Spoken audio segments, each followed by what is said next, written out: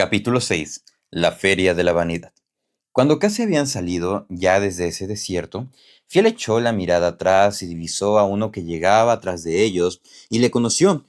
«Oh», dijo Fiel a su hermano, «¿quién viene atrás?». Entonces Cristiano miró y dijo, «Es mi amigo Evangelista».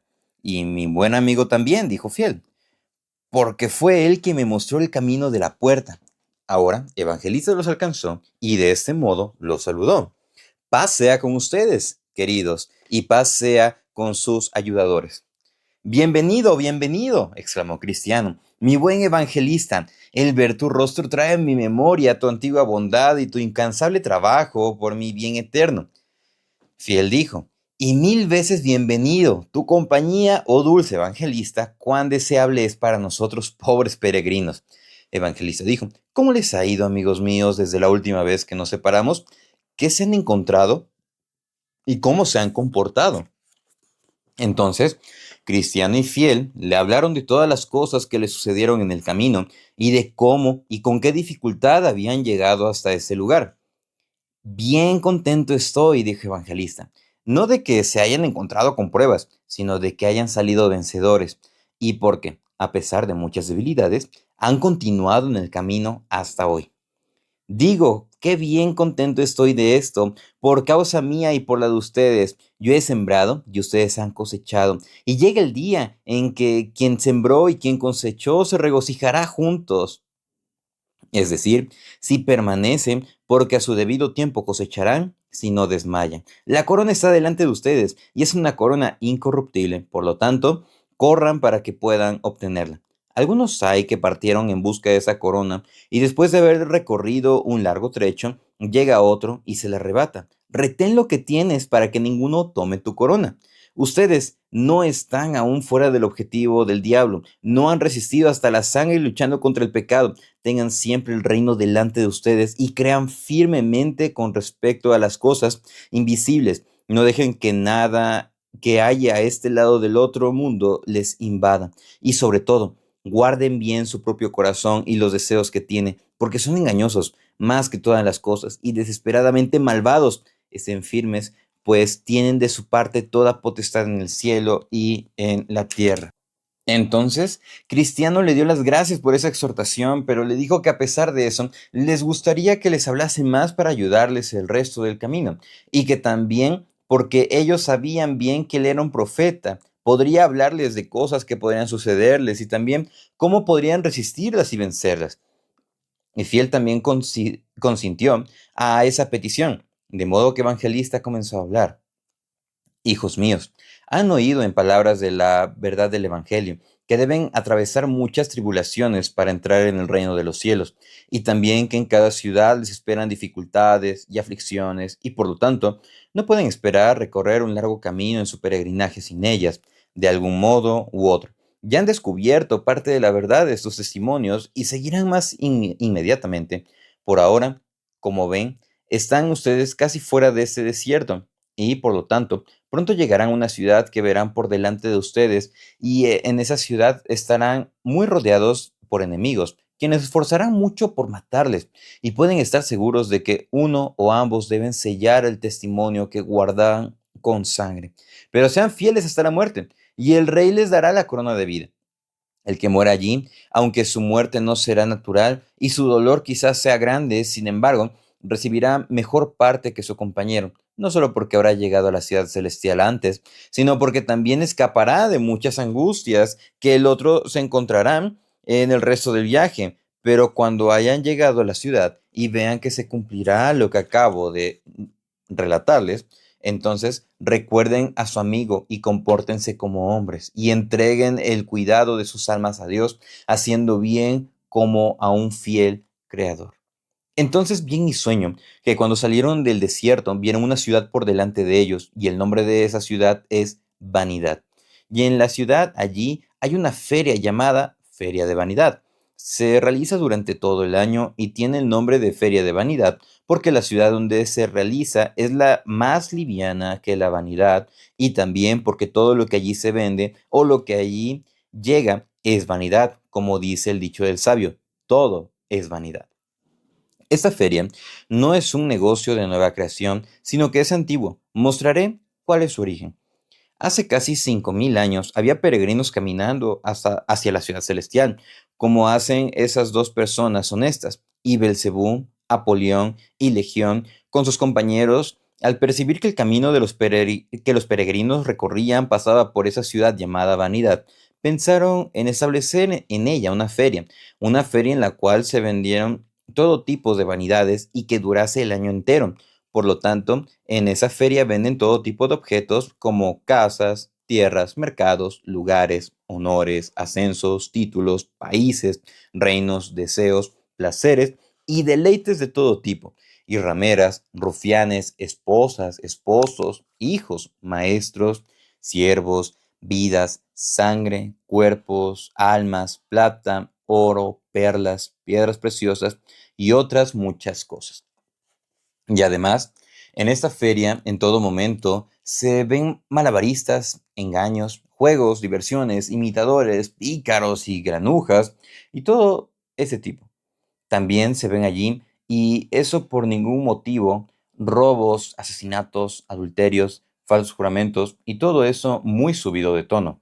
Y como en otras ferias de menos importancia, están los varios callejones y calles con sus nombres propios, donde se ponen en venta tales objetos. Igualmente aquí tienen los lugares, eh, callejones, calles que tienen sus nombres, como los países y reinos, donde los objetos de esta feria pueden encontrarse más fácilmente. Aquí está la calle Bretaña, la calle de Francia, de Italia, de España, de Alemania, donde se venden varios tipos de vanidades, pero como en otras ferias, algún objeto es el principal de toda la feria.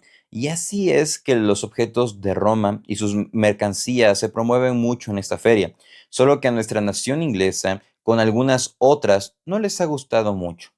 Ahora bien, como dije, el camino hacia la ciudad celestial atraviesa precisamente esta ciudad donde esta icónica e irónica feria. Pero si alguien quisiera ir a la ciudad, pero no pasar por la feria, tendría que salir del mundo.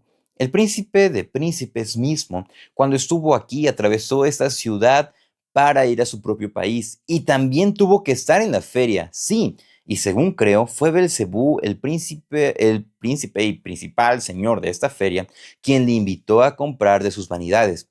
Sí, y le habría hecho señor de la feria si él lo hubiera reverenciado cuando atravesó la ciudad. Y debido a que él era una persona de tal honor, Belcebú le llevó por todas las partes y le mostró todos los reinos del mundo en poco tiempo para que, si fuera posible, pudiera traer a ese bendito a abaratar y comprar algunas de sus vanidades. Pero él no quiso ninguna de esas mercancías y por lo tanto abandonó la ciudad sin considerar ni una sola de esas vanidades. Esta feria, por lo tanto, es antigua y muy importante. Como decían, esos peregrinos debían atravesar esta feria. Bien, y así lo hicieron, pero apenas habían entrado en la feria, todas las personas que allí estaban se turbaron y la ciudad misma estaba alborotada a causa de ellos y por varias razones. Primero, los peregrinos iban vestidos con vestiduras que eran muy distintas a las que llevaba cualquiera que mercadeaba en esa feria. Por lo tanto, las personas de la feria los miraban fijamente. Algunos decían que eran unos necios, otros que eran unos locos y algunos otros que eran hombres desconocidos. Segundo, a la vez que se preguntaban por su aspecto, también de igual modo lo hacían por sus palabras, porque pocos podían entender lo que ellos les decían. Ellos hablaban de manera natural el idioma de Canaán, pero los que estaban en la feria eran los hombres de este mundo, de modo que de un extremo de la feria hasta el otro parecían bárbaros los unos para con los otros. Tercero, lo que no divertía nada a los mercaderes era que aquellos peregrinos pasaban muy ligeros al lado de sus objetos y ni se molestaban en contemplarlos, y si les instaban a que los comprasen, aquellos se tapaban los oídos con sus manos y gritaban, aparta mis ojos, que no vea la vanidad. Y miraban hacia un lado, hacia arriba, queriendo significar que su mercado y sus objetos estaban en el cielo. Uno que quería burlarse, contemplando la postura de los hombres, les dijo, ¿qué quieren comprar? Pero ellos mirándole con seriedad dijeron, nosotros compramos la verdad. Ante esto, hubo ocasión de burlarse de ellos aún más. Algunos se mofaban, otros les escarnecían, algunos otros hablaban con tono acusador y algunos instaban a otros a golpearles. Al final, las cosas se alborotaron mucho en la feria, tanto que todo el orden quedó trastocado.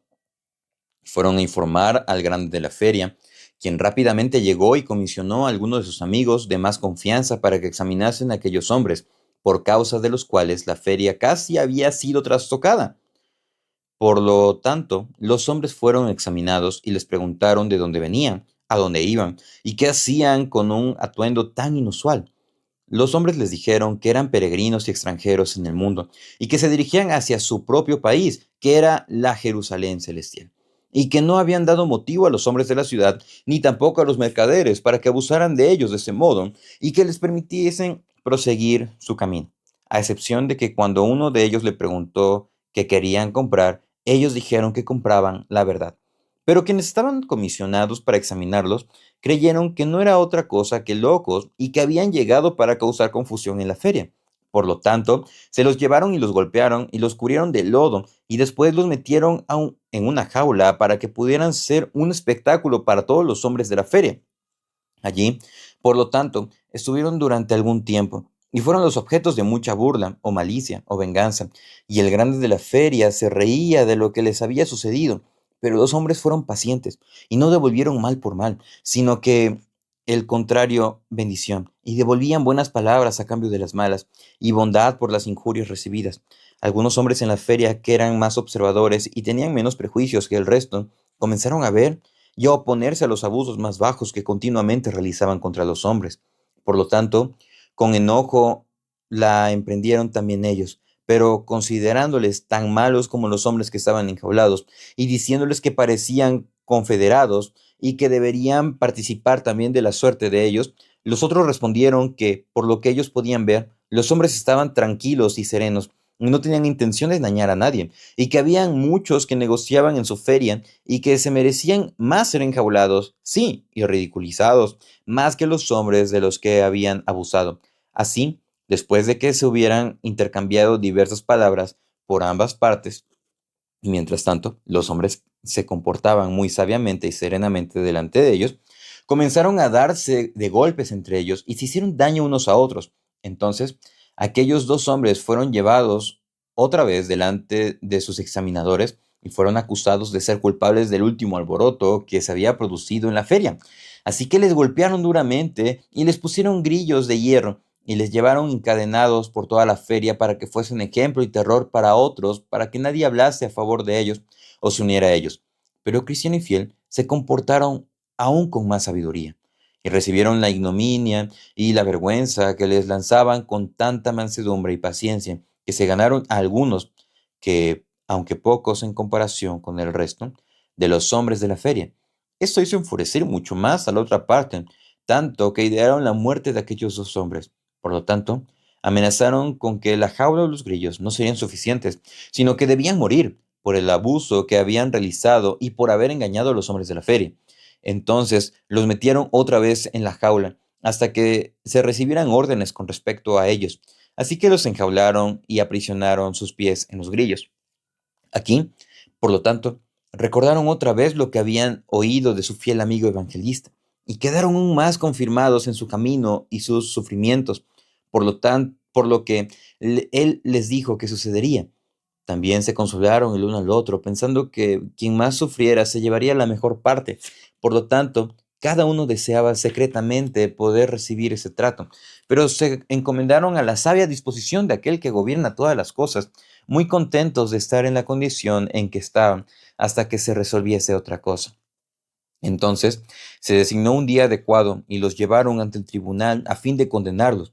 Cuando llegó el momento, los llevaron delante de sus enemigos y fueron procesados. El nombre del juez era Señor Odio de lo Bueno. Su acusación era una y la misma en sustancia, aunque en cierto modo distinta en la forma.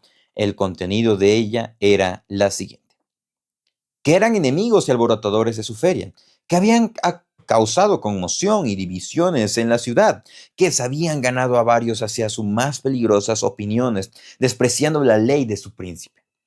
Entonces, Fiel comenzó a responder que él solo se había opuesto a aquello que se levantaba contra aquel que es más alto que lo más alto. Y en cuanto al alboroto, dijo él, no causé ningún alboroto, siendo yo mismo un hombre de paz a los hombres. Los ganamos al contemplar ellos nuestra verdad e inocencia, y ellos solo pasaron de lo peor a lo mejor. Y en cuanto al rey del que hablas, ya que es Belcebú, el enemigo de nuestro Señor, le desafío a él y a todos sus ángeles. Entonces se hizo una proclamación para que cualquiera que tuviera algo que decir a favor de su Señor y rey y contra el prisionero, debía comparecer y presentar su evidencia. Y llegaron tres testigos: envidia, superstición y adulación. Entonces les preguntaron si conocían al prisionero y lo que tenían que decir a favor de su señor, del rey y en contra de él. Entonces Envidia se puso en pie y dijo: Mi señor, he conocido a este hombre por mucho tiempo y atestiguaré sobre mi juramento delante de este honorable tribunal que él es. El juez dijo: Espera, tómele juramento. Y así lo hicieron. Envidia prosiguió: Mi señor, este hombre, a pesar de su plausible nombre, es uno de los hombres más viles en nuestro país.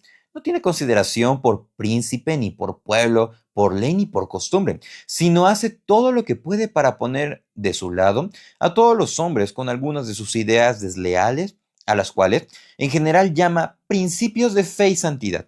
Y en particular, leí yo mismo una vez afirmar que el cristianismo y las costumbres de nuestra ciudad de vanidad estaban diametralmente opuestos y no podían ser reconciliados. Y al decir esto, mi Señor, Él no solo condenó de una vez todas nuestras loables obras, sino también a nosotros por hacerlas. El juez dijo: ¿Tienes algo más que decir?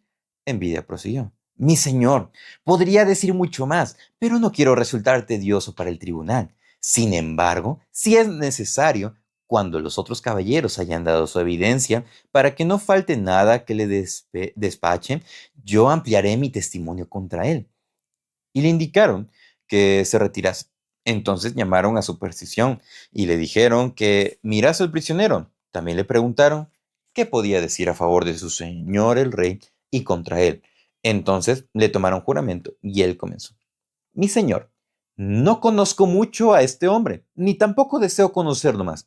Sin embargo, esto sé, que es un tipo muy pestilente a causa de cierta conversación que mantuve eh, con él el otro día en esta ciudad, porque al hablar con él le oí decir que nuestra religión no era nada y que mediante ella el hombre no podía agradar de alguna manera a Dios. Y de estas palabras, como sabe muy bien mi señor, su señoría, necesariamente se desprende que nosotros adoramos en vano y aún estamos en nuestros pecados y finalmente seremos condenados. Y esto es lo que tengo que decir.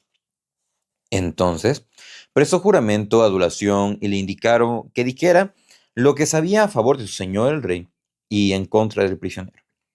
Adulación se puso en pie y prosiguió: Mi señor, y todos ustedes, caballeros, he conocido a este hombre por mucho tiempo y le he oído hablar cosas que no debería repetir, porque ha arremetido contra nuestro noble príncipe Belcebú y ha hablado con desprecio de sus honorables amigos, cuyos nombres son Señor viejo hombre, Señor deleite carnal, Señor santuoso, Señor deseo de vanagloria, mi viejo Señor lujuria, señor avaricia, con todo el resto de nuestra nobleza.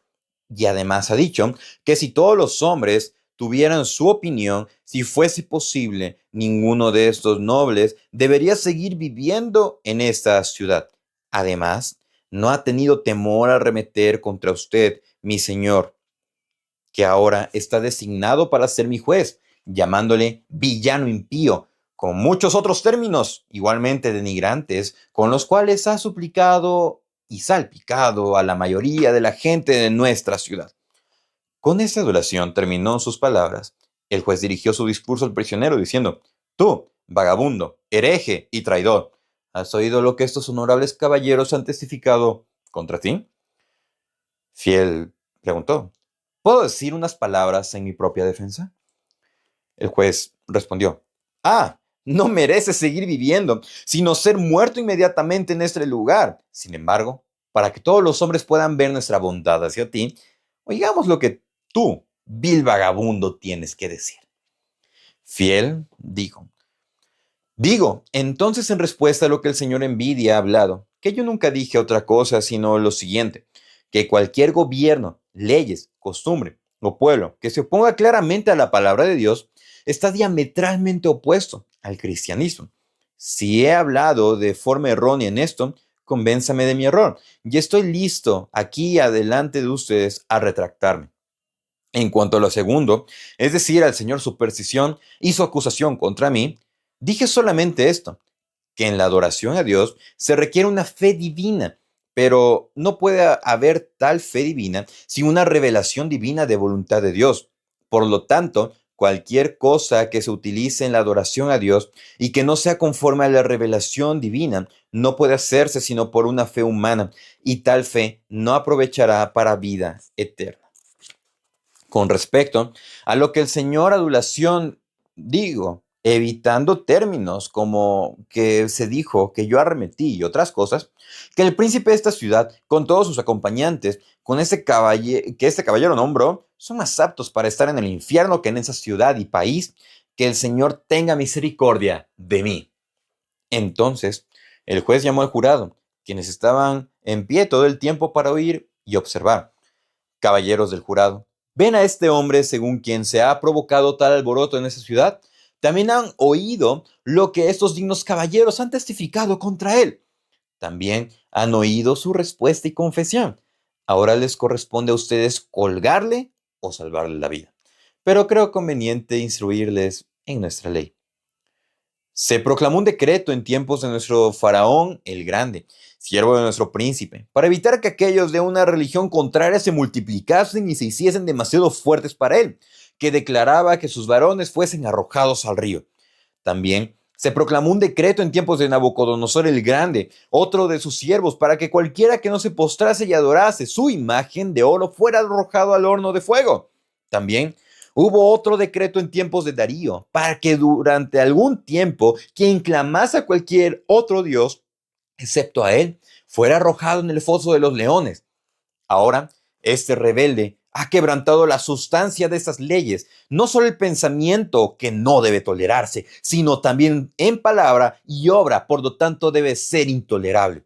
Porque en cuanto al decreto de Faraón, su ley se hizo sobre una suposición para evitar el mal, aunque aún no se había cometido ningún crimen, pero aquí se ha cometido un crimen.